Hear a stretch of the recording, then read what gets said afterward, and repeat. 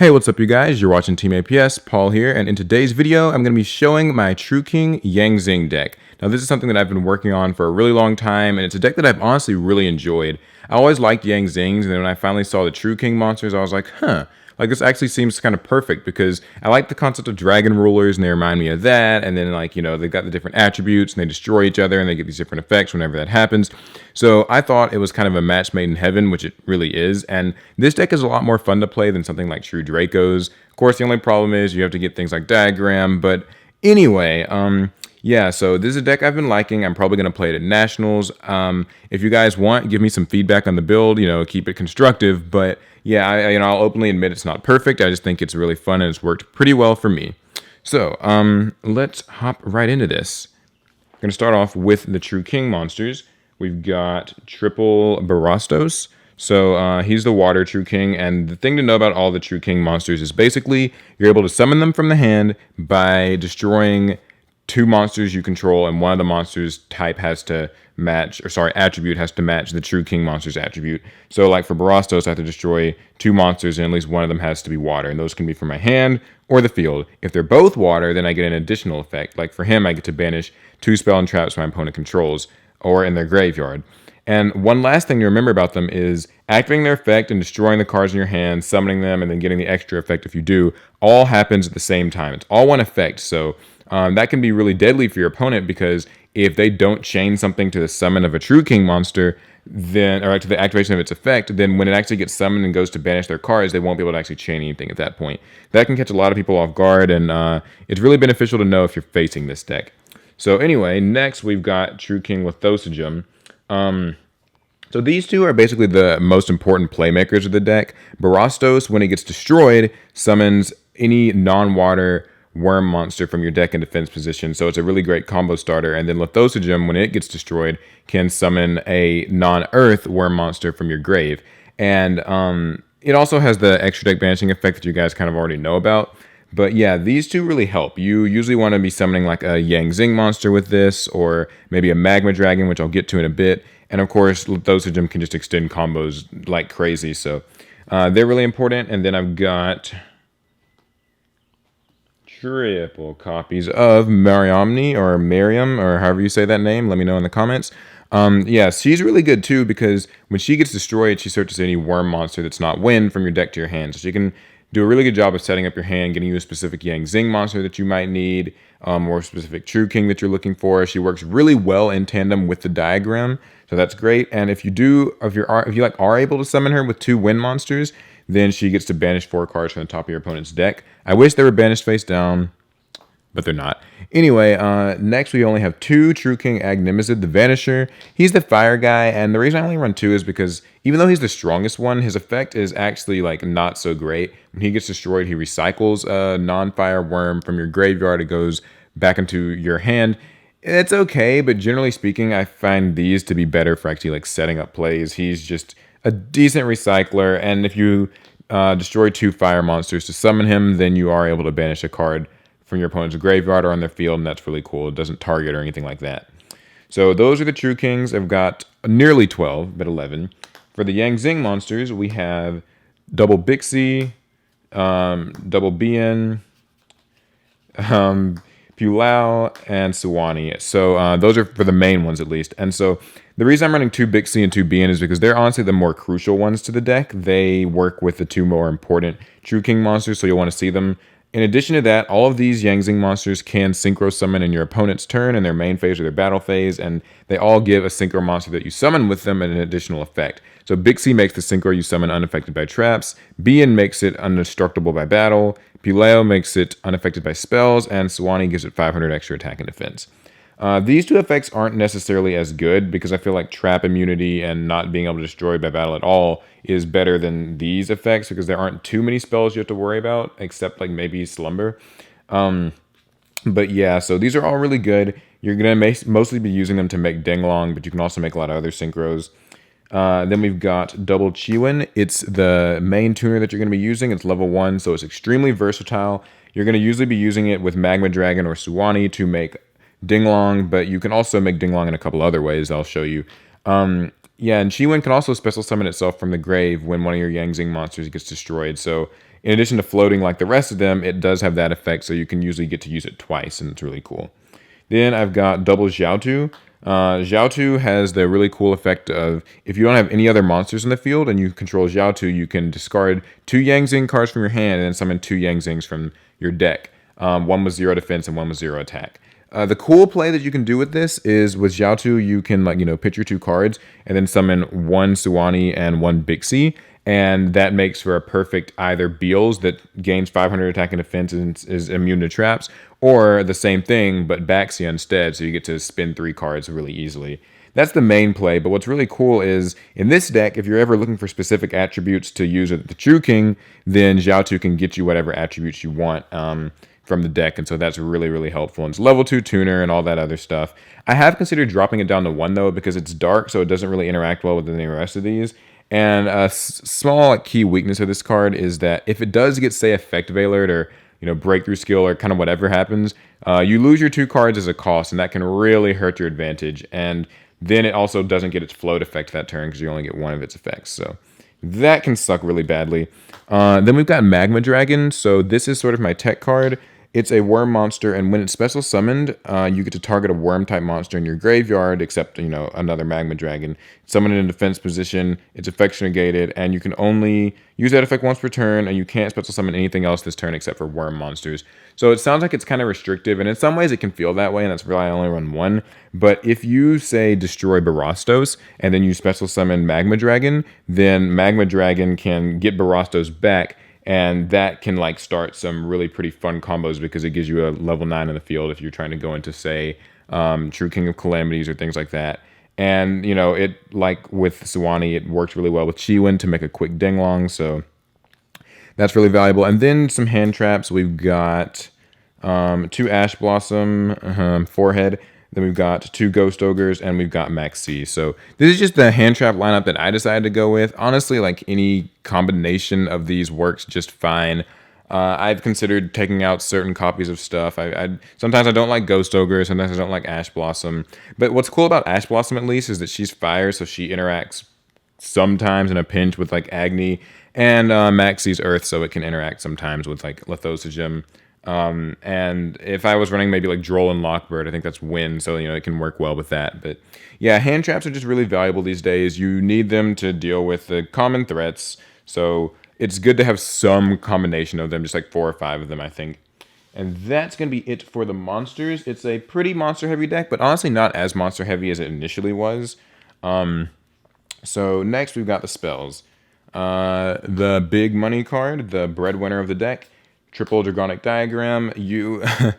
Unfortunately, I would say you really need this card if you want to play this deck, and that really sucks because it's pricey, but it gives your True King monsters some extra attack and defense, which is cool. It actually puts Agni at 32, and it gives Bahrastos 3300 defense, so that's really fun. But the main thing you're going to be using it for is destroying a card in your hand or on your side of the field to search any of your True King monsters, or spell and traps, which I do run 1. So Dragonic Diagram, you want to see it as fast as possible, so we've got triple terraforming because, trying to get to our key cards here.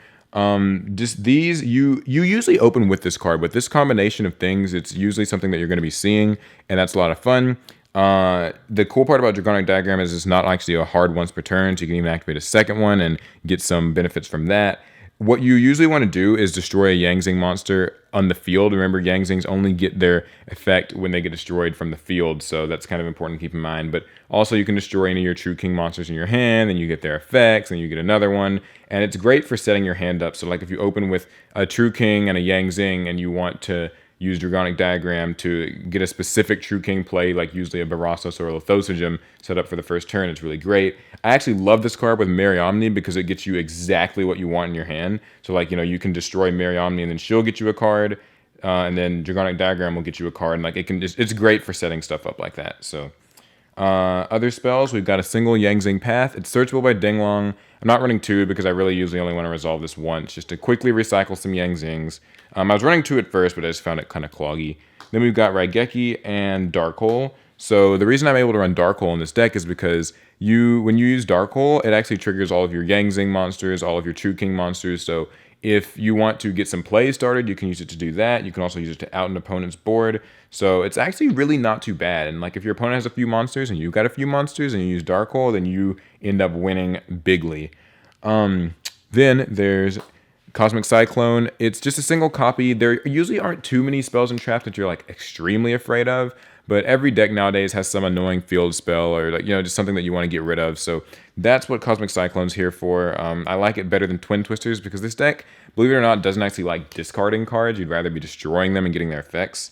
So that's it for the spells. And then for the traps, I've got 2 9 pillars. They're searchable by Dinglong, and so you're able to just negate any spell, trap, or monster effect and then destroy. And you shuffle that card back in the deck, which is strong. And then you destroy any of the Yang Zing monsters, like one Yang Zing monster you control, or card, but usually it's going to be a monster. Destroying Denglong's cool because it floats, but any of your Yang Zings will float from this. So it's sometimes it feels stronger than like Solemn Strike, Solemn Warning. And then I'm teching True King's Return. What's cool about this is that you're able to, once per turn, summon any of your True King monsters back from the graveyard in defense position. But if you do, it's the last successful summon that you get to do that turn. So you have to be kind of careful with that. And if it gets destroyed and sent to the grave, you're able to pop a monster, which is pretty cool. You usually won't actually, like you can destroy it with Diagram or something if you want and pop an opponent's card. Or if they accidentally like MST Twin Twisters it while it's set, then that also works really well. And that's it for the main deck. Now, I'll go through the extra deck pretty quickly. Only a few of the cards are truly valuable, but you can go into pretty much everything in the extra deck, and there's a little bit of wiggle room, which is fun. So we've got Double Dinglong. It's the heart and soul of this deck. I'd honestly maybe even consider running 3 copies of it. You usually make it with like Chiwen and Suanni or Chiwen and Magma Dragon, but you can also use like Jiaotu and BN, and basically it searches any Yang Zing card that you want, and then when it dies, it summons a Yang Zing, or like, and that's when it leaves the field in any way, not even just destroyed.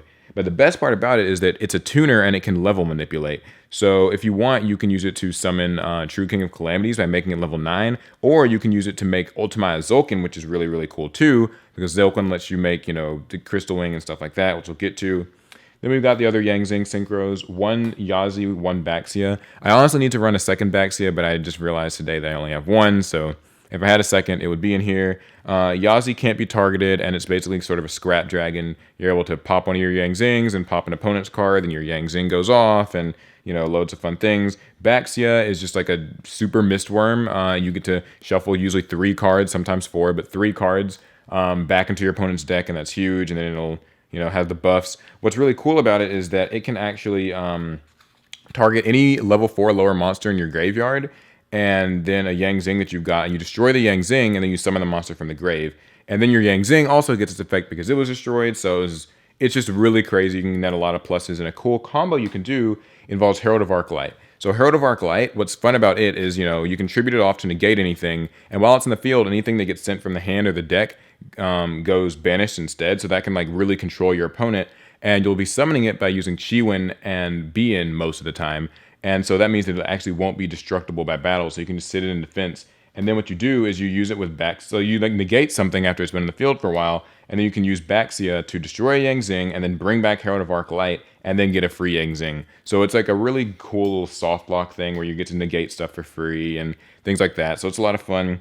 Then we've got Ultimate Zolkin, of course, who you summon him by making Dinglong level 9, and you can use it with any of your True King monsters, so that's pretty cool. The light suddenly got really dark, so turn up the brightness here in a bit. So yeah, Zolkin's pretty easy to summon, and then you just set a card. What's neat is that you don't have a card to set. You pretty much always have one with Dinglong, because you can just search like 9 Pillars or Yang Zing Path and set it for that. And I got Crystal Wing just to summon with Zolkin and Beals. Although what's really cool is you can actually summon both of these cards yourself. Like the Jiaotu combo can summon the indestructible Beals, or not indestructible, but the Beals with the buffs. And you can also summon Crystal Wing pretty easily with like Chiwen plus some level 7s. Then we've got Brionek. He doesn't appear very much. He's just kind of here to be here. I mean, like, I don't really know.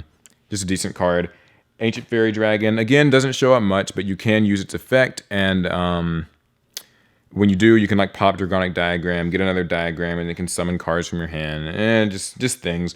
Black Rose Moonlight. Actually, pretty valuable card when you summon it with buffs. It's neat, and it can control your opponent. It gets to bounce a card when it gets summoned, and then anytime your opponent tries to summon other stuff, you can do it again. We've got Trishula. It's Trishula. What's neat about all these is that anytime they come out from your Yang Zings, they'll have buffs. So normally these monsters might not be great, but like when you summon, say, a Trishula that's unaffected by traps and unaffected by spells or whatever, then that's crazy. And what's also really cool is that because the Yang Zings have the turbo synchro effect thing where they can like sync in your opponent's turn, you can like drop a Trish in your opponent's turn or drop a Moonlight in your opponent's turn or, you know, things like that. So that's really fun. And I think that's all for the synchros. So we only have 3 Xyz. We've got double True King of all calamities, the big True King guy everybody kind of knows about. It lets you completely halt your opponent's monster effects and attacks for a turn, and then you can use your opponent's monsters as materials or destruction fodder or whatever to summon your True Kings from your hand, which is fantastic, really. If you turn them all into a certain attribute, you can easily get off like a free, a Lithosagym and get cards out of their extra deck, or free Mariamne and like banish stuff, so it's really great. And then the one Phantom Fortress Inner Blavnir, it doesn't get summoned too much, but it's just another cool rank 9 I found, and I like that it gets some diversity in its effects. Like you can banish something from their hand or from their field and things like that. It's got pretty decent stats, so just 2 True King monsters makes it really easily. And that's gonna basically be it. It's a lot to say about this deck, and honestly, it's one of those decks that's really, you kind of have to see it in action to completely understand how it works. But like I said, I really enjoy this deck. I think it's a lot of fun. It really spoke to me, and I've been enjoying using it. I'll probably be using it at Nationals, if not something very similar. Like I said, give me any feedback that you want. Just keep it constructive, keep it respectful. If you guys want to see this deck in action, get this deck profile to 1,000 likes, and I'll do a live duel with it against either Trell or one of the twins or somebody, and it'd be a lot of fun. You can kind of see it in action. And yeah, this is part of the summer of Yu-Gi-Oh! Remember, I'm uploading a new video every single day, so check out yesterday's video and subscribe so you don't miss tomorrow's. I've gone on long enough. I think that's going to be it. Thumbs if you liked it, subs if you loved it, and I'll see you guys in the next one.